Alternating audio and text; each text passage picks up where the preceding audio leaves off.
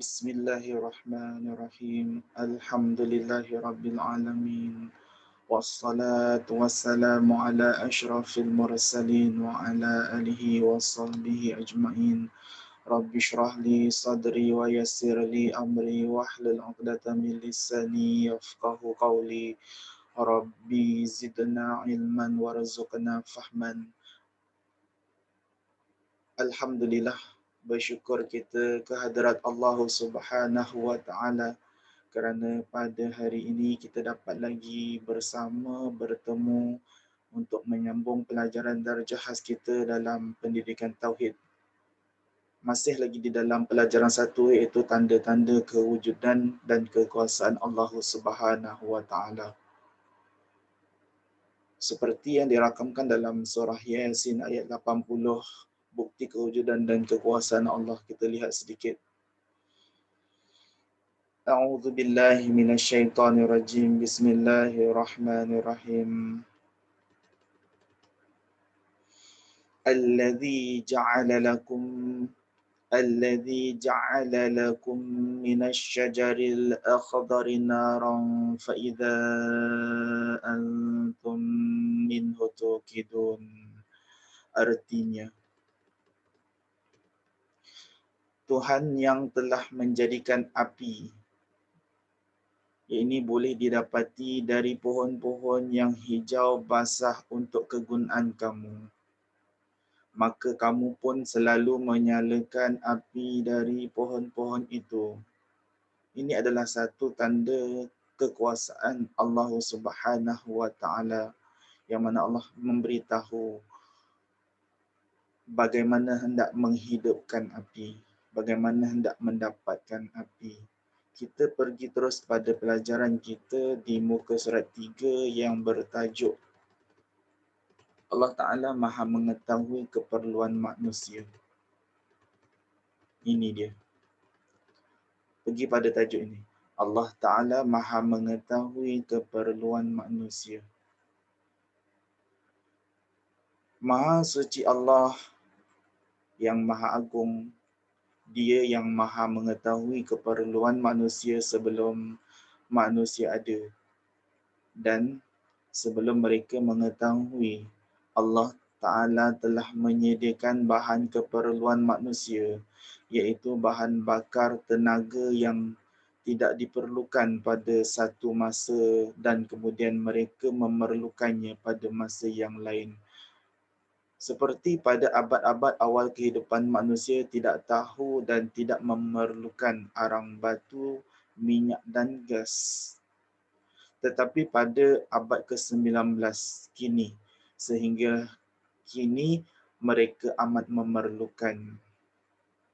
Allah Ta'ala telah mengetahui pohon-pohon sebagai perkara harus adanya akan dapat berubah menjadi bahan arang batu, minyak dan gas.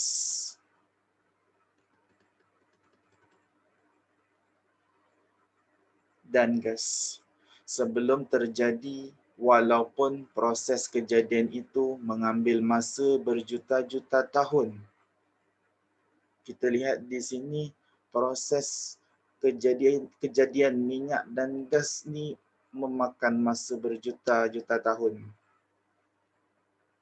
Nanti kita akan rungkai pada tajuk minyak dan gas. Makan masa sampai berjuta-juta tahun. Namun manusia hanya tahu setelah Allah Ta'ala menjadikannya dengan penemuan minyak dan gas yang ada di lautan, yang muncul di lautan, minyak-minyak yang ada di lautan. Lalu manusia mengkaji, membuat penyelidikan.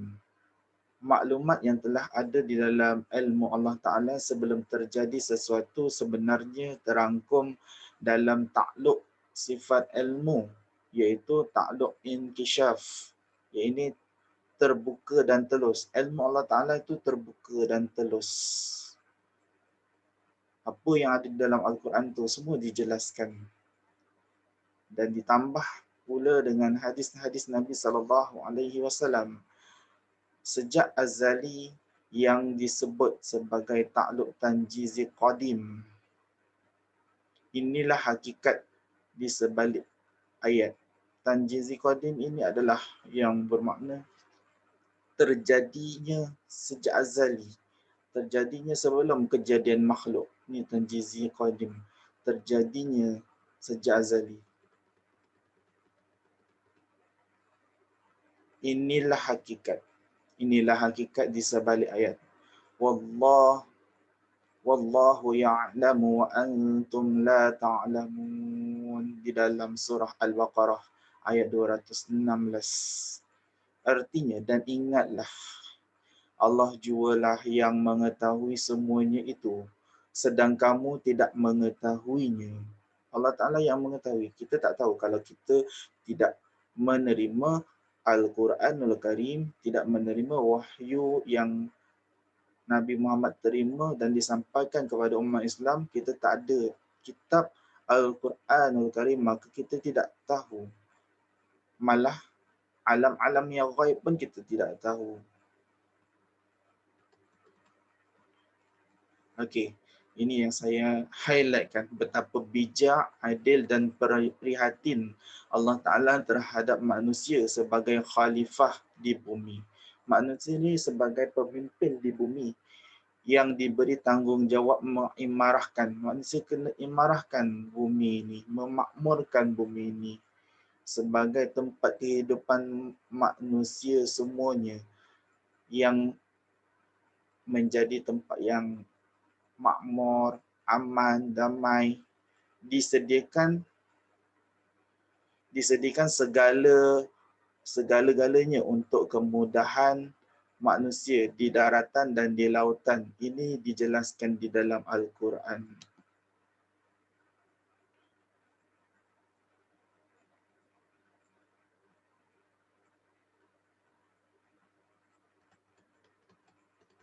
Kita lihat ayat Al-Quran. A'udzubillahi minasyaitonirrajim. Sakhkhara lakum ma fil ardh. Surah Al-Hajj ayat 65.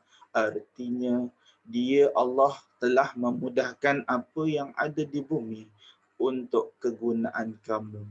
Allah telah sediakan semuanya di bumi untuk kemudahan manusia. Allah sediakan bahan-bahan api contohnya untuk kegunaan manusia. Daripada bahan api kita boleh naik kenderaan yang menggunakan minyak. Apatah lagi kalau kita hendak menggunakan elektrik. Elektrik juga berpunca daripada tenaga minyak ataupun arang batu. Okey, saya ada highlightkan lagi di sini. Manusia hanya dikehendaki berusaha dengan kudrah ikhtiyariyah. Ni Allah perintah kepada manusia. Manusia dikehendaki berusaha. Usaha tu dengan apa yang Allah Ta'ala suruh. Jangan melebihi daripada apa yang diperintahkan, untuk mendapatkan dan memanfaatkan apa yang telah dijadikan oleh Allah Ta'ala mengikut kudrah dan iradahnya, mengikut kehendak dan kuasa Allah. Kita buat apa yang Allah Ta'ala perintahkan seluruh alam.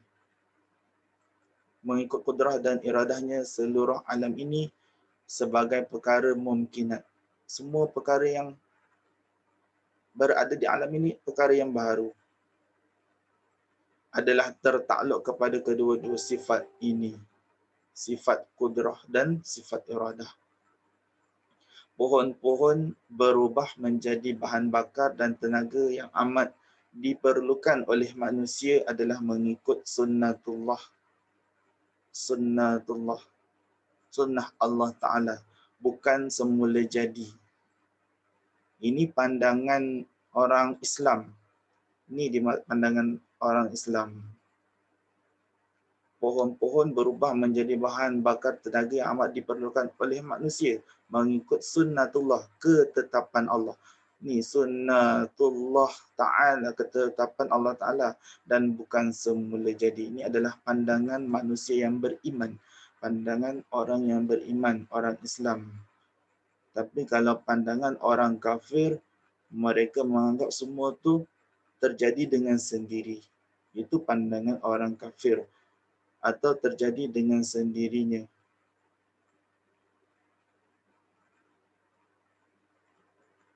Ini pandangan orang kafir.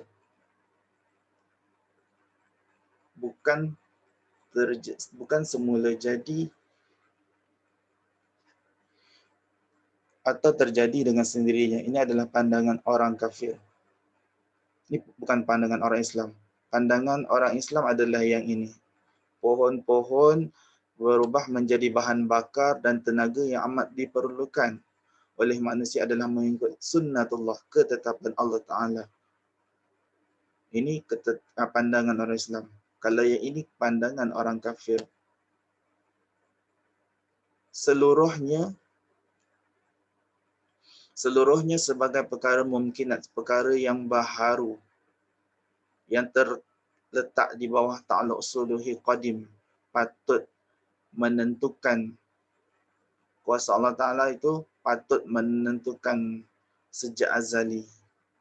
Kuasa dan kehendak Allah Ta'ala itu patut menentukan sejak azali. Tanjizi qadim terjadi sejak azali. Ini kehendak Allah. Dan tanjizi hadis, ini kuasa Allah. Penciptaan atau mentiadakan sesuatu yang bersifat baharu. Ini yang terjadi pada masa yang telah ditetapkan. Ini kuasa Allah.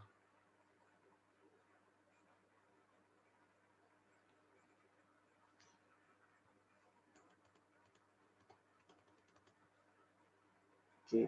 Di sini lagi. Dalam hubungan takluk sifat kudrah. Dalam hubungan takluk sifat kudrah, iaitu taksir, berkesan dan efektif. Kudrah ni bermaksud kuasa Allah Ta'ala. Kuasa Allah Ta'ala mesti ada kesan. Dan efektif dan berkesan tu maksudnya sama. Ada kesan. Dan takluk sifat iradah. Iradah ni kehendak Allah Ta'ala. Iaitu takhsis, mempunyai. Kehendak Allah Ta'ala tu mempunyai ciri-ciri khusus pada diri, khusus dari segi adanya.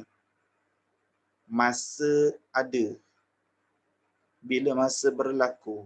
Bila masa manusia itu lahir. Bila masa dia dapat minyak dan gas. Tempat dia cari minyak dan gas tu di mana. Sifat minyak dan gas. Kadarnya banyak ke sedikit dia dapat. Kuantiti dan kualiti.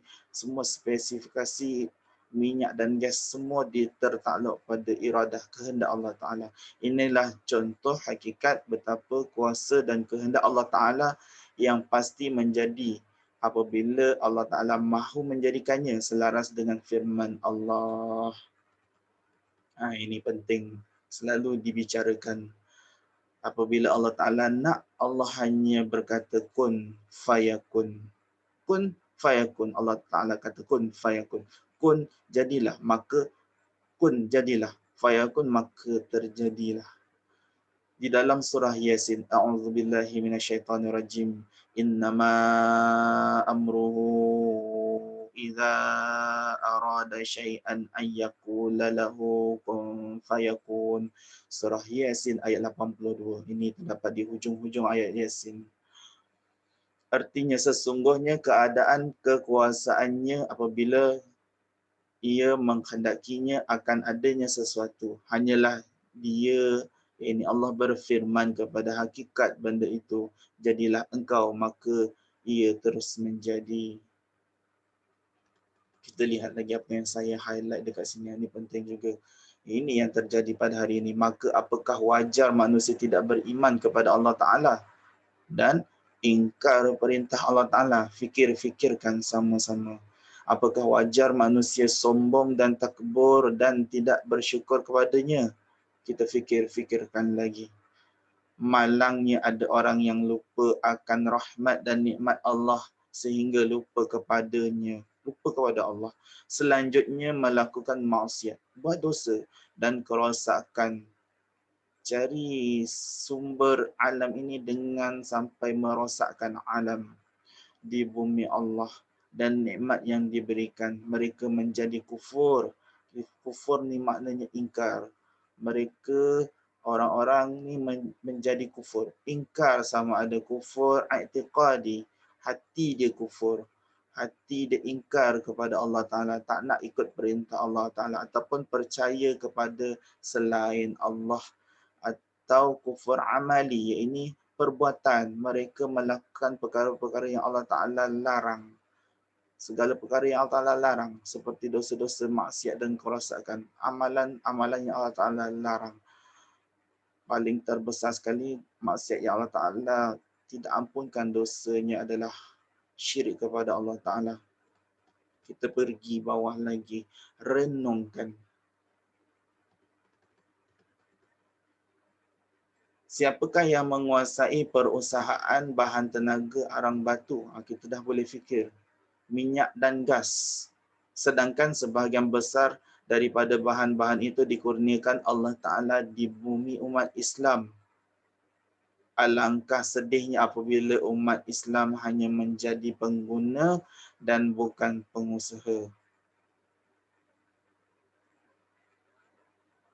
Hakikat ini berlaku kerana kelalaian umat Islam yang tidak menguasai ilmu sains dan teknologi. Dekat negara kita masih lagi bersyukur, alhamdulillah, adanya Petronas.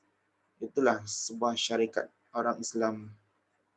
Serta kurang daya usaha dan daya kreatif dalam bidang-bidang yang amat mencabar tetapi penting.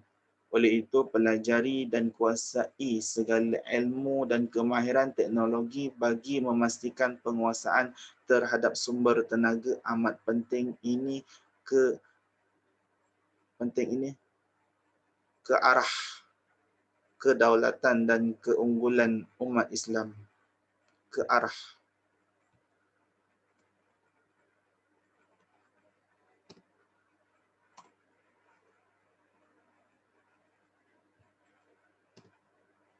kedaulatan dan kedaulatan dan keunggulan umat Islam dan keamanan dunia.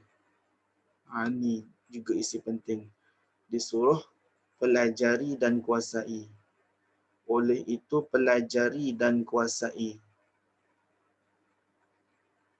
segala ilmu dan kemahiran teknologi supaya kita boleh guna pakai ilmu kita untuk mencari hasil bumi, minyak dan gas.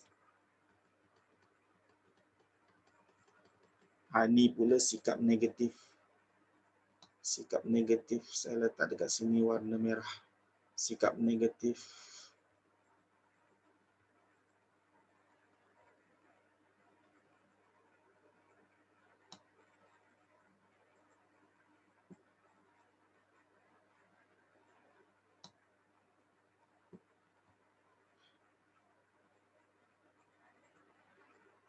Bahan-bahan tenaga seperti arang batu, minyak dan gas merupakan kurniaan Allah Ta'ala kepada manusia. Namun, kebanyakan orang hanya tahu adanya tetapi tidak mengenalinya dan tidak memikirkan bagaimana bahan-bahan itu didapati. Ini orang yang tidak mahu belajar bagaimana bahan-bahan itu terjadi dan siapakah yang menjadikannya.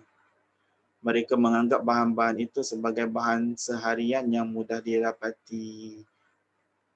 Ada duit mudah didapati, tapi mereka tidak tahu bahawa minyak dan gas semua akan habis. Jauh sekali memikirkan akan kemungkinan kehabisan bahan-bahan yang tersebut. Sedangkan setiap sesuatu yang ada di dunia ini mempunyai tempoh adanya dan kadarnya. Minyak semua akan habis. Firman Allah Ta'ala. Firman Allah Ta'ala.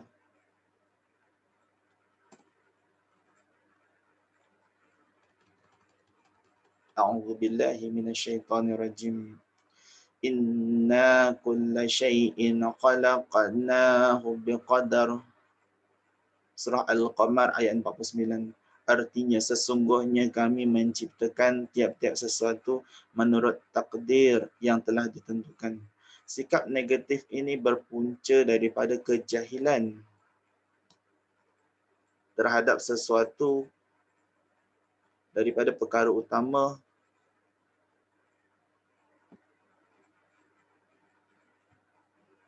terhadap sesuatu daripada perkara utama dalam perbahasan ilmu tauhid, iaitu af'alullah, perbuatan Allah. Allah yang menentukan segala-galanya. Kerana semuanya dijadikan oleh Allah Azza wa Jalla. Sikap ini perlu diubah menjadi sikap positif, iaitu mempelajari ayat Al-Qaul, iaitu Al-Quran, dan ayat Al-Kun, iaitu alam nyata, dan mempraktikkan ilmu itu menjadi amalan sebagai ibadah. Kita ingat, kita kena jadi orang yang berilmu, bukan orang yang jahil. Jahil ni maksudnya orang yang bodoh.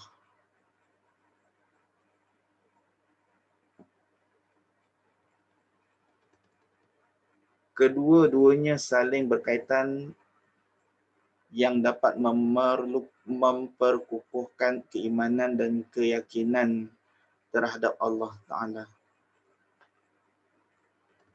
Kita lihat ahli sains yang memahami bahawa bahan-bahan tersebut semakin berkurangan sebab mereka kaji dan akan habis, sedangkan berusaha untuk mencari dan menyediakan bahan tenaga gantian seperti bahan tenaga daripada pokok minyak, pokok tebu, tenaga suria dan bahan-bahan sisa buangan. Inilah yang kita kena gantikan nanti bila tak ada minyak dan gas.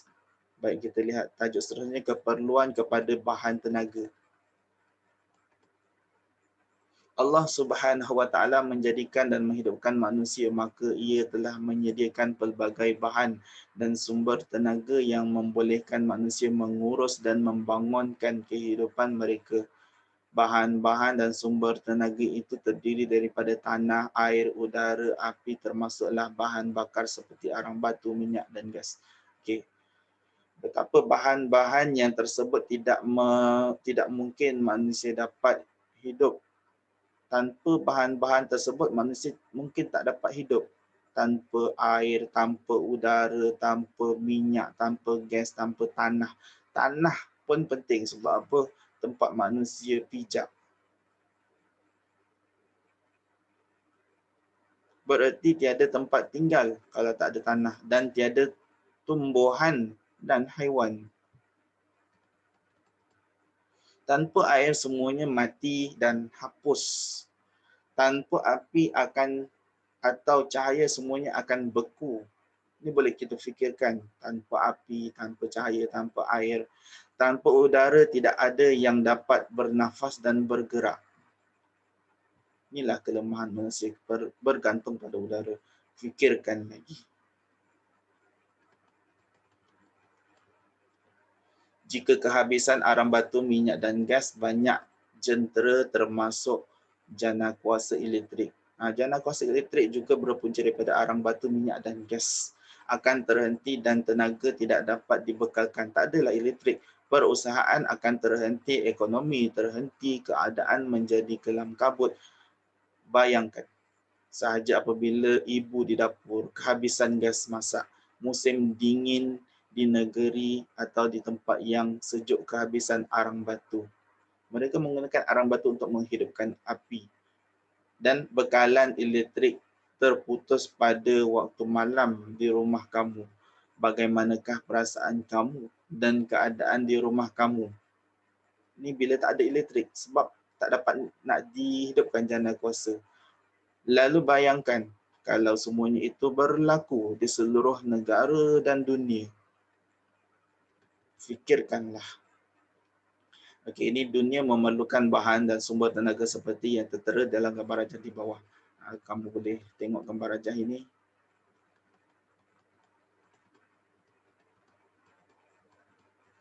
Bekalan tenaga, minyak, arang batu, gas dan lain-lain. Inilah kurniaan Allah Ta'ala kepada kita. Mesti kita akui seperti yang difirman.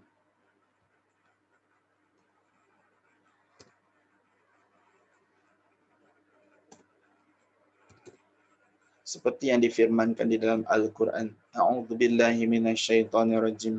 Hadza min fadli rabbi.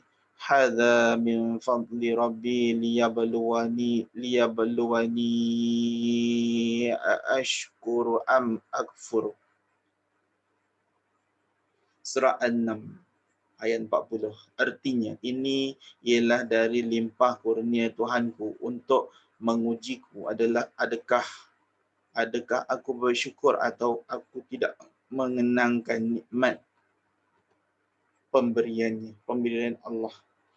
Adakah aku bersyukur atau aku tidak mengenangkan nikmat pemberian Allah. Kalau tanda orang bersyukur itu solat. Bila dia solat, maksudnya dia bersyukur. Solat itu wajib. Solat itu ketetapan Allah. Dan kalimah yang dibaca dalam surah yang wajib dalam suratul Fatihah selepas basmalah adalah Alhamdulillah. Aku bersyukur. Solat itu tanda bersyukur kepada Allah Subhanahu wa taala. Okey, kita lihat minyak. Baca saja sepintas. Lalu minyak. Minyak dijadikan oleh Allah Ta'ala melalui proses alamiah, iaitu bermula dari pohon-pohon dan tumbuh-tumbuhan serta hidupan laut dan air yang mati berjuta-juta tahun yang lalu kemudian ditimpa mendapan lumpur. Semua yang mati tadi, yang tu ditimpa mendapan lumpur, ditimpa mendapan tanah dan pasir. Berat tindihan dan tekanan serta suhu di dalam bumi. Kalau kita berada di dalam bumi, kalau kita berada di dalam kubur misalnya, dah dimasukkan di kambus kubur tadi, kita akan rasa bumi ni sangat panas. Sebab tak ada udara masuk, angin masuk. Yang amat panas dan telah menukarkan bahan-bahan tersebut menjadi minyak. Minyak itu berkumpul dalam tenaga minyak dalam bumi. Pergerakan minyak tersekat oleh batu batan, pejal atau oleh bonjol-bonjol garam.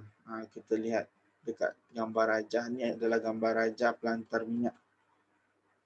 Gambar rajah yang seterusnya adalah gambar rajah menunjukkan kedudukan.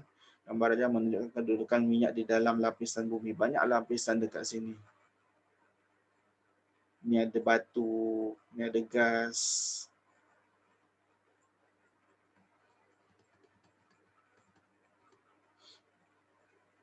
Suatu hikmah yang perlu dihargai oleh manusia bahawa Allah Ta'ala telah menjadikan batu batan, gelinciran, pelat bumi dan kubah garam menghalang minyak daripada keluar ke permukaan bumi, dan minyak tersebut terperangkap di tasik minyak di dalam bumi sehinggalah manusia mempunyai ilmu dan teknologi untuk mengeluarkannya dan memprosesnya serta tahu menggunakannya dengan betul.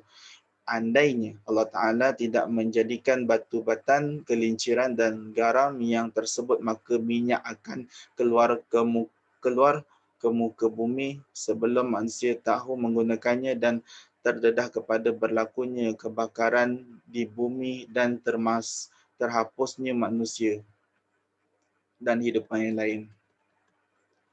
Juga atas kebijaksanaan Allah, Dia telah menentukan dengan kudrah dan iradahnya, kuasa dan kehendak Allah Ta'ala bahawa air, minyak dan gas berada di tempat masing-masing. Minyak dengan air tidak boleh bercampur, dengan gas pun tidak boleh bercampur dan tidak bercampur. Inilah ta'alluq, takhsis, ketetapan Allah. Allah menentukan air, minyak dan gas itu tidak boleh bercampur. Pada sifat iradah, kehendak Allah bagi bahan-bahan yang tersebut yang terangkum di dalam Suluhi Qadim, Tanjizi Qadim dan Tanjizi Hadis. Suluhi Qadim ni ketetapan patut menentukan sejak azali. Tanjizi Qadim ini ketentuan, kejadian sejak azali. Tanjizi Hadis adalah kejadian yang baharu. Allah Ta'ala Maha Berkuasa dan Maha Mengetahui. Kita pergi pada tajuk ini. Allah Ta'ala Maha Berkuasa dan Maha Mengetahui.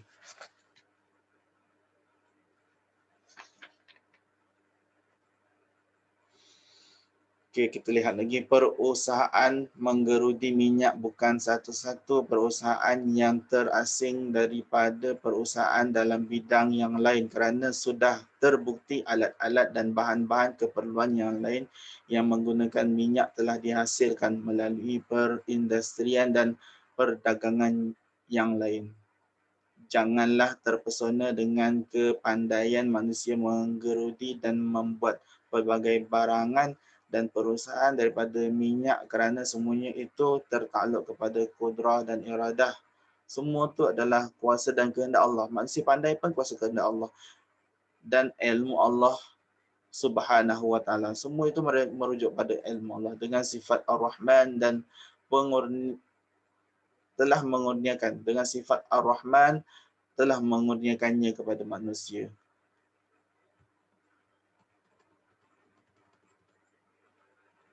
Kita sambung di sini. Apa sahaja yang telah terjadi, sedang terjadi dan akan terjadi daripada sumber minyak yang bermula daripada pohon yang hijau di dalam takluk ilmu Allah, iaitu takluk tanjizi qadim. Hanya manusia baru tahu. Allah dah tahu lama. Hanya manusia baru tahu setelah perkara-perkara tersebut terjadi atau terhasil oleh usaha manusia dengan kudrah ikhtiariah. Inilah sebenarnya sebahagian daripada kenyataan yang terkandung dalam Al-Quran. Firman Allah Subhanahu wa taala di dalam surah Al-Baqarah ayat 284, wallahu ala kulli syai'in qadir. Artinya Allah amat berkuasa terhadap setiap sesuatu. Wallahu bikulli syai'in alim. Surah Al-Hujurat ayat 16. Artinya Allah amat mengetahui tiap-tiap sesuatu. Kita lihat lagi. Tadi minyak, ini gas. Gas ataupun gas. Gas merupakan sumber tenaga yang membekalkan kira-kira 18% daripada keperluan di dunia. Terdapat 3 sumber gas iaitu gas asli, gas minyak dan gas arang batu. Gas asli, gas minyak dan gas arang batu. Kesemua gas itu sebenarnya berpunca daripada unsur yang sama iaitu pohon, kayu, tumbuh-tumbuhan dan bangkai haiwan yang mendap di dalam tanah. Tertimbus oleh tanah dan lumpur berjuta-juta tahun berubah menjadi bahan fosil berbentuk gas asli, arang batu dan minyak. Bahan-bahan tersebut terkurung di dalam perut bumi yang dilapisi oleh batu batan sehinggalah tidak dapat keluar ke permukaan bumi. Inilah perbendaharaan Allah Ta'ala untuk hamba-Nya. Inilah Allah Ta'ala beri kemudahan kepada manusia untuk hamba-Nya. Firman Allah Ta'ala.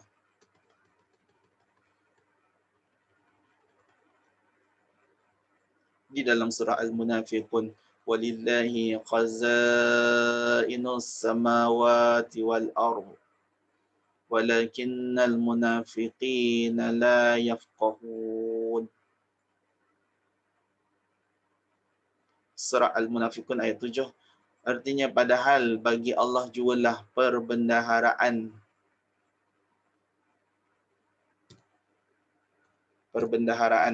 langit dan bumi, tiada siapa pun yang dapat memberi atau menyekat sebarang pemberian melainkan dengan kehendaknya. Akan tetapi orang yang munafik itu tidak memahami iaitu hakikat yang sebenarnya. Kita lihat lagi gambar rajah pusat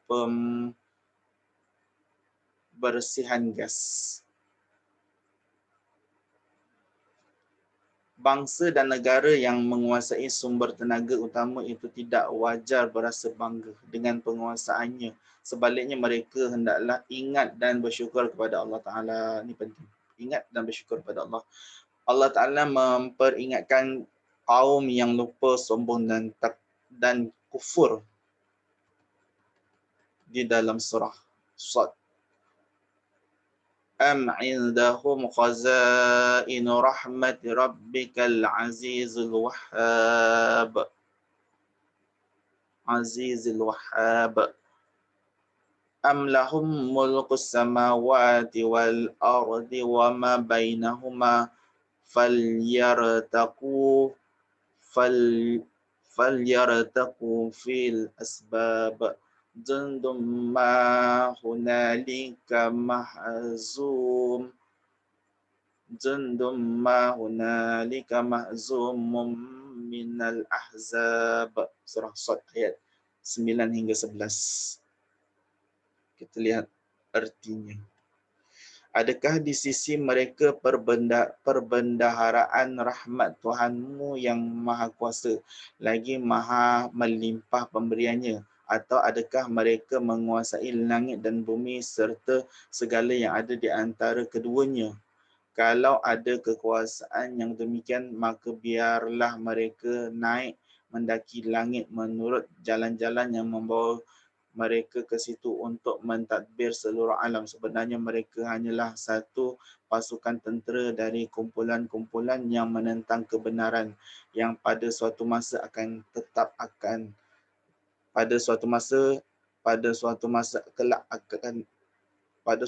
kelak tetap akan dikalahkan. Kita ni insan yang lemah motivasi. Dan akhirnya motivasi iman yang pertama, Al-Quran kalamullah yang penuh dengan mukjizat, penyelidikan dan penemuan adalah bukti bahawa pohon hijau menjadi sumber tenaga, mengakui akan kebenaran. Surah Yasin ayat 80 tadi yang dibaca pada awal pelajaran, yang telah diturunkan sejak 1400 tahun yang lalu. Nombor 2. Penemuan terhadap sumber tenaga daripada bumi membuktikan kasih sayang Allah Ta'ala terhadap manusia dalam sepanjang kehidupan mereka di dunia, dengan menyediakan dan menyimpan perbendaharaan seperti minyak dan gas di bumi dengan banyaknya sehingga manusia dapat menemui dan menggunakannya. Baik, itu yang kedua. Yang ketiga, maka dengan hujah apa lagi kebenaran Al-Quran mahu disangkal? Mengapakah ada manusia yang lupa akan Allah Ta'ala atau tidak mahu beriman dengan Allah Ta'ala? Setelah bukti nyata dan nikmat Allah Ta'ala mereka rasai. Kita dah rasa gunakan minyak, mudah untuk kita naiki kenderaan. Malahan ramai yang menjadi kufur i'tiqadi dan amali. I'tiqadi hati, amali tadi perbuatan. Berlaku zalim. Ini buat kerosakan dan membuat kerosakan di bumi Allah. Yang keempat, umat Islam sewajarnya semakin kuat iman dan keyakinan terhadap Allah Ta'ala setelah mengetahui kebenaran dan mukjizat Al-Quran. Kita tengok lagi ayat Al-Quran di dalam surah Ar-Rahman. أعوذ بالله من الشيطان الرجيم يا معشر الجن والإنس إن استطعتم أن تنفذوا من أقطار السماوات والأرض فانفذوا لا تنفذون إلا بسلطان فبأي آلاء ربكما تكذبان. Ayat ini menarik. Ayat ini selalu diulang-ulang di dalam surah Ar-Rahman. Ayat 33 hingga 34. Artinya, wahai sekalian jin dan manusia, kalaulah kamu dapat menembus keluar dari kawasan-kawasan langit dan bumi untuk melarikan diri dari kekuasaan dan balasan kami, maka cubalah kamu menembus keluar. Kamu tidak akan menembus keluar melainkan dengan satu kekuasaan yang mengatasi kekuasaan kami. Masakan dapat, maka yang mana satu di antara nikmat-nikmat Tuhan kamu yang kamu hendak dustakan? Bolehkah kita keluar daripada bumi sedangkan kita sendiri memerlukan udara untuk bernafas? Di luar bumi sana tak ada udara untuk bernafas dan tak ada kuasa yang boleh mengatasi kekuasaan Allah. Sekian sahaja pelajaran kita pada hari ini. Saya sudahi dengan wabillahi taufiq wassalamualaikum warahmatullahi wabarakatuh.